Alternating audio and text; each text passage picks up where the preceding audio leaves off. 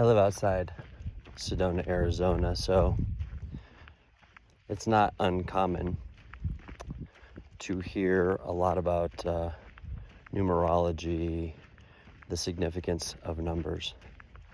However, I think it can be super dogmatic. It can be carried away to a point that this open-mindedness and exploration of a field becomes specified, and in that specification, very limited.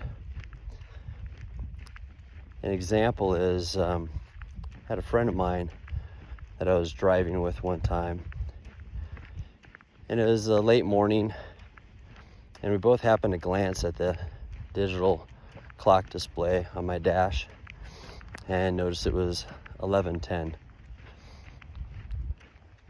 Within a minute, she made this motion of kissing her fingers and then touching 11:11, and I asked why she did that. And she'd been studying the esoteric for years. She'd been really into singing and sound baths and sound bowls, so on and so forth. So her answer was one of this hierarchy, speaking down to me in this way to educate me that, well, 11:11 only comes around so often. And my logic stepped in and said, well, it comes around twice, like every other moment of time displayed on a clock, in the AM and the PM. And she says, well, yes, but it's significant because 11 and 11, it's the double numbers. And I listened to the significance of 11, and for it to be 11:11, I understood exactly where she's coming from. But I also witnessed her looking at 11:10, awaiting the 11:11. So what makes the 11:11 so special and not the 11:10? My point there is that I think as people get on these spiritual paths, they start to understand that they're leaving a system. But the danger of that is like adopting another one to where it becomes so dogmatic you're back into a system. It's just a one that's called something different.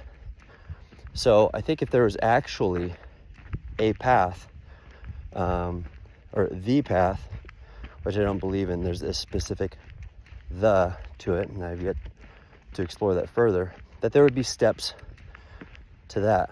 Perhaps it's like opening your mind to spirituality and understanding numerology, but not attaching to that where the 11:11 is significant and 11:10 is not. It would be where you're finding significance in all of the moments, not just these specific ones. And then to apply that to your spirituality, where you understand that everything is ceremony, not just the ayahuasca thing with 40 people in Los Angeles, or the mushroom journey that costs $800 with $888 with so-and-so with sound bowls and breath work and other things like that. You understand that every waking moment is ceremony and that everything is sacred.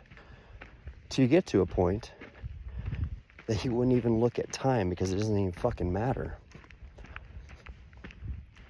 But we do this with symbols,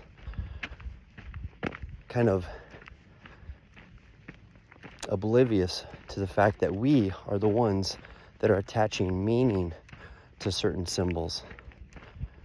And if certain people are using symbols to communicate, well, that's one thing.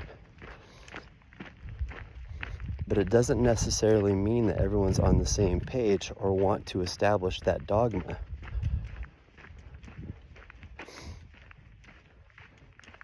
Whose meaning is it that we are attaching to?